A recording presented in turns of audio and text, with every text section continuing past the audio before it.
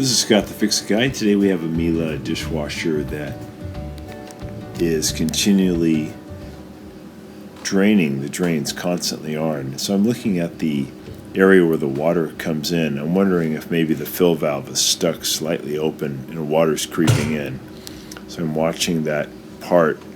But I think probably what's happening is that this drain hose comes right off the garbage disposer, and when water fills the sink, I think it's flooding the dishwasher. So we're going to bend the drain hose in a wide, high arc so the water cannot flow from the sink to the garbage disposal and flood the dishwasher. So that's important. You don't want to have this configuration. You want to make sure it's bent up.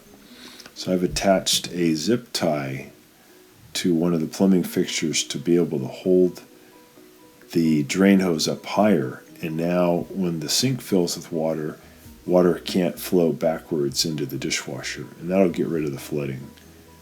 So hope this helps, and please subscribe when you get a chance.